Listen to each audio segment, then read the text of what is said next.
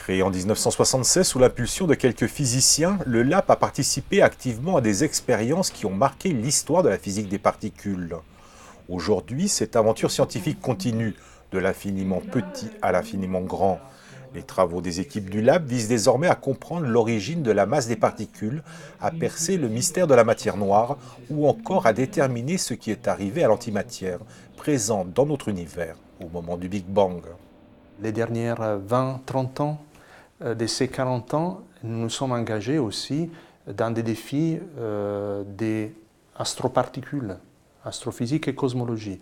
On a regardé l'infiniment petit au CERN, mais aussi les particules de l'infiniment grand, les accélérateurs naturels de l'univers. On a exploré le ciel, on a exploré l'espace, on a exploré le cosmos.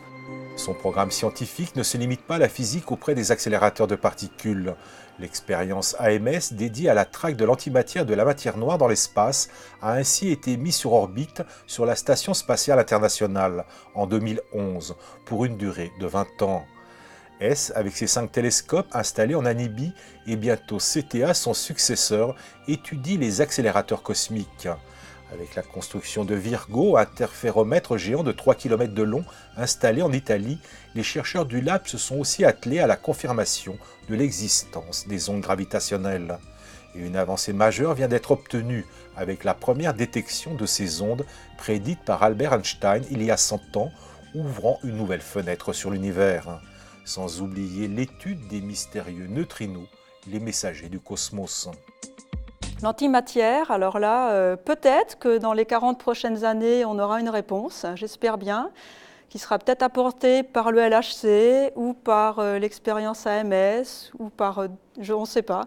Il y a beaucoup d'expériences qui cherchent à comprendre l'antimatière et on ne sait pas d'où la réponse viendra. Près de 140 chercheurs, enseignants-chercheurs, ingénieurs, techniciens administratifs, étudiants et visiteurs étrangers collaborent au sein du LAP. Et tous devront demain continuer à écrire les plus belles pages de l'histoire de la recherche scientifique.